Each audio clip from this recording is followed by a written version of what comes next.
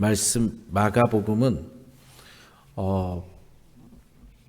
조금 되게 간략하게 나갑니다. 그러니까 오늘 지금 읽은 13절까지는 마태복음으로 따지면 8장까지입니다.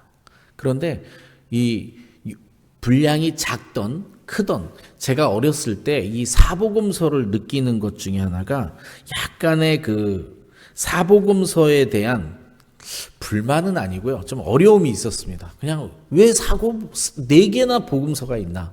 뭐 그 내용이 그 내용 같은데 이거 다 합쳐가지고 하나로 만들면 안 되나? 뭐 그런 생각도 했었습니다. 왜냐하면 같은 내용이 있었고 어떤 내용은 조금 다르게 내용하고 그런 것들이 좀 나에게 있어서는 어렸던 마음에 불편함이 좀 있었습니다. 그런데 신학을 공부하고 나서 깨달은 게 있습니다. 각자의 다른 입장에서 쓰였고 네 개가 다 필요한 거구나라고 느꼈습니다. 오늘은 그 얘기를 해보렵니다. 네 개가 다 다른데 어떻게 다른지 살짝 보고 오늘 마가복음 1장 1절을 보고 우리가 묵상을 하고 은혜를 받았으면 좋겠습니다. 사복음서가 각자 무엇이 다르냐면요. 사복음서는 이런 것들이 다릅니다. 마태복음은 왕으로 오신 예수 그리스도를 그리고 싶어 했습니다.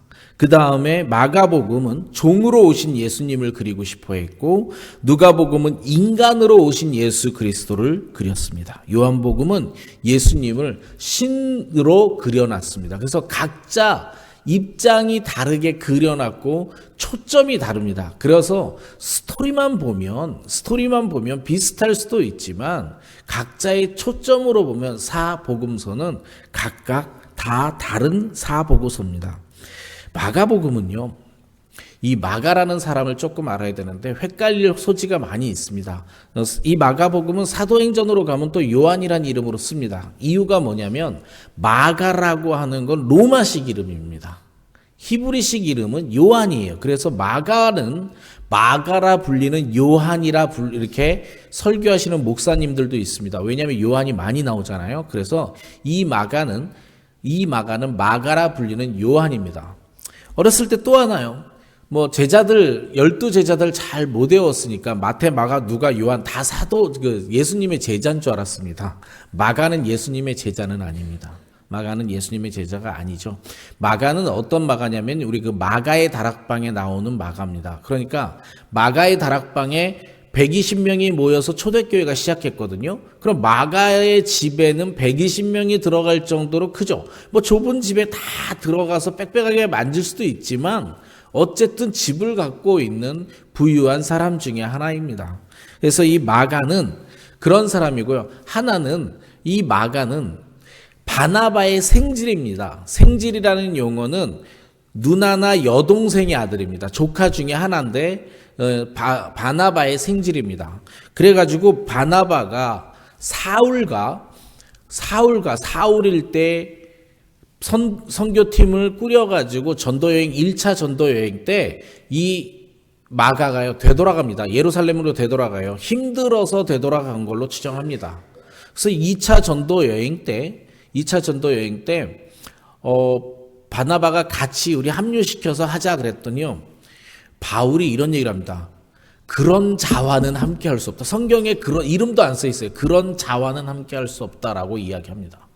그렇지만 이 마가는요. 나중에 베드로가 아들이다, 나의 아들이다라까지 또 얘기할 정도로 다시 교회에 헌신하고요. 나중에 바울이 말년에 로마의 감옥에 갇혀 있을 때 마가를 데려와라. 나에게 유익한 자니라 하고 다시 선교팀에 합류합니다. 그리고 오늘 묵상하고자 하는 마가복음을 썼을 정도로 대단히 중요한 인물 중에 하나입니다. 마가복음은요, 생각보다 중요합니다. 가장 사복음서에 짧은데 이 마가복음을 사복음서의 최초 복음서로 추정을 하기도 합니다. 추정이에요. 그냥 짧고 간결하게 쓰니까. 그래서 간결하게 딱딱딱 쓰다 보니까 오늘 읽은 13절의 마태복음은 8장까지 이야기가 돼 있어요. 네, 이런 백그라운드를 가지고 마가복음은 쓰여져 있습니다. 그런데 이 마가복음을 제가 오늘 사복음서를 입장별로 보자라고 마음을 먹었던 이유가 있습니다. 왜냐면요, 이 마가복음 1장 1절이 저한테는 대단히 큰 절로 느껴집니다. 제가 다시 얘기하겠지만 창세기 그리고 요한복음 1장 1절, 마가복음 1장 1절은요 정말 대단한 선포입니다. 그래서 한번 비교를 해보려고 합니다. 일단 먼저 사복음서 비교를 해보겠습니다. 마태복음 1장은 어떻게 시작하시는지 아십니까? 마태복음 1장 이렇게 시작합니다. 아브라함과 다윗의 자손 예수 그리스도의 계보라. 아브라함이 이삭을 낳고 이삭은 야곱을 낳고 야곱은 유대와 그의 형제를 낳고 이렇게 얘기합니다. 그래서 누가 누구를 낳고 누가 누구를 낳고 족보학, 지니알러지라고 하는데 지니알러지로 시작합니다. 왜 그러냐면요. 마태는요. 왕으로 오신 예수 그리스도, 통치자로 오신 예수 그리스도, 우리를 다스려서 우리를 힘든 거에서 해방시켜줄 예수 그리스도를 그리길 원했어요. 그래서 이스라엘의 통치자를 쫙 나열하는 겁니다. 그래서 다윗도 나오는 거예요. 쭉 나열해가지고 예수 그리스도 이렇게 나옵니다. 그러면 쭉 읽으면 와, 왕가의 가문이네 라고 하는 걸 이 사람들은 알 수 있는 거죠. 오늘의 주인공 마가복음은 좀 넘어가고요. 누가복음 1장은요. 이렇게 시작합니다. 우리 중에 이루어진 사실에 대하여 처음부터 목격자와 말씀에 일꾼된 자들을 전하여준 그대로 내력을 저술하려고 붓을 든 사람이 많은지라. 데오빌로 각하에게 누가가 보내는 편지인데 이 누가복음에서는요. 태초 1장 1절보다는 쭉 가면 3장에 지니알러지 예수 그리스도를 그립니다. 근데 재밌는 건요. 마태는 위에서부터 아래로 디센던트하게 쫙 그립니다. 그런데 누가는 예수 그리스도부터 요셉부터 해서 올라갑니다. 야곱으로, 요셉의 아버지 야곱으로 해서 쭉 해서 하나님까지 그 위로는 얘는 누가 누구를 낳고 누가 누구를 낳고 얘는 그 위로는 해서 지니알러지를 쭉 위로 올라갑니다. 왜 그러냐면 인간을 강조하고 싶었던 누가입니다. 그러다 보니까 이 예수가 사람의 아들 낳고 끝에 가서 하나님 이렇게 얘기하고 싶었던 겁니다. 그래서 입장이 달라요. 입장이 다른데 오늘 그리고 요한복음은요 이렇게 시작합니다. 태초에 말씀이 계시니라. 이 말씀이 하나님과 함께 계셨으니 이 말씀은 곧 하나님이시라. 저는요 성경을 딱 보면서 창세기 1장 1절이 너무나 놀랐습니다. 세상의 근원을 얘기해 주는 종교가 기독교밖에 없다는 거 아십니까? 없어요. 다른 종교에는 세상의 근원을 얘기할 만한 근덕지가 없습니다. 이렇게 구체적으로까지 나와 있지 않습니다. 세상의 근원을 얘기해요. 그런데 이 창세기 1장 1절을 요한이 이용해가지고 이것을 신약적인 감각으로 풀어서 쓴 게 태초에 말씀이 계시니라 합니다. 그러니까 in the beginning이라고 하는 것을 설명하는 종교가 없다라는 겁니다. 너무나 놀라운 성경 구절로 저는 보입니다. 그런데 시작을 뭘로 하냐면 태초에 이로 시작합니다. 창세기 1장 1절이 뭘로 시작하나요? 태초에. 요한복음 1장 1절이 뭘로 시작하나요? 태초에. 라임이 같아요. 오늘의 말씀 누가복음 1장 1절을 보겠습니다. 하나님의 아들 예수 그리스도의 복음의 시작이라 이렇게 시작합니다. 그런데 이것만큼은 제가 아침부터 좀 외래어를 남발하겠습니다. 그리스어 헬라어로는 어떻게 시작하냐면요. 아르케토 유앙겔리온 이에수스 크리스토스 휘온 때우 이렇게 시작합니다. 제가 헬라어를 읽을 줄 안다라고 그걸 설명하고 싶은 게 아닙니다. 아르케로 시작하는데 이 아르케가 태초에라는 뜻입니다. 시작이라는 뜻이에요. 그래서 요한복음 1장 1절이 태초에로 시작했고요. 오늘의 말씀 마가복음 1장 1절도 태초로 시작합니다. 시작으로 시작을 하는 거죠. 대신 아르케, in the beginning이 아니라 beginning만 설명합니다. 그래서 한국어 버전은 하나님의 아들 예수 그리스도의 복음의 시작이라 이렇게 시작하지만 헬라어는요. 복음의 시작이라 이렇게 시작하는 겁니다. 밖에 있어요. 도치돼 있어요. 복음의 시작이다. 그 시작이 누구냐? 예수 그리스도, 하나님의 아들, 이렇게 얘기합니다. 그러니까 우주 만물의 주인이며 시작이며 모든 것을 설명하고 있는 게 이 세 가지 구절입니다. In the beginning 이라고 하는 거 하고요. In the beginning 이라고 하는 거, 베레시트라고 합니다. 베레시트. In the beginning. and 아르케. In the beginning. 그 다음에 오늘 읽고 있는 마가복음 1장 1절은 and 아르케는 아니고 아르케로 시작합니다. n이 없죠. in이 없어. in이 없는 거예요. 시작이다. 뭐가 시작하냐면 복음이 시작합니다. 요한은요, 뭐가 시작하냐면 말씀이 계셨어요. 창세기 1장 1절 뭐가 시작하냐면 세상이 시작됩니다. 근데 이 세 가지가 다 공통적인 거예요. 시작점을 알리는 겁니다. 그래서 대단히 중요한 구절 중에 하나가 오늘의 말씀 마가복음 1장 1절의 말씀입니다. 1장 1절의 말씀은 다시 이렇게 시작합니다. 하나님의 아들 예수 그리스도의 복음의 시작이라. 그런데 이 복음이 너무나도 웃깁니다. 아까 제가 마가복음의 백그라운드를 쭉 설명했는데요. 마가복음이 쓰인 이유하고 이 1장 1절하고 아주 관계가 있습니다. 마가복음은 어떻게 쓰였냐면요. 그냥 67년에요. 그냥 67년이요. 로마 제국에 불이 났습니다. 로마에 불이 났어요.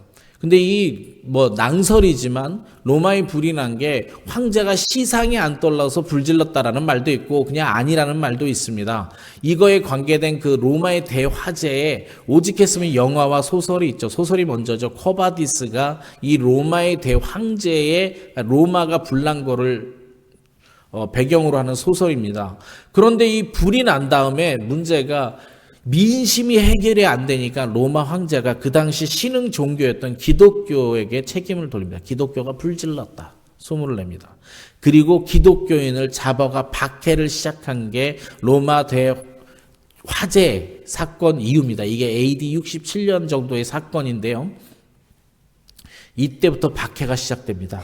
여러분, 로마 제국이 몇 년 정도 제국을 이루지 아십니까? 로마 제국은 1200년의 제국의 기간이 있었습니다. 예수님이 태어나기 전에 800년 정도, 그리고 예수님이 태어나서 지금 박해가 조금 있다가 시작됐어요. 60년 정도 지났다가, 그리고 200년간 박해가 이루어집니다. 그리고 200년 있다 갑자기 로마가 기독교를 국교로 받아들여요. 그러면서 천주교가 생기기 시작하는 거예요.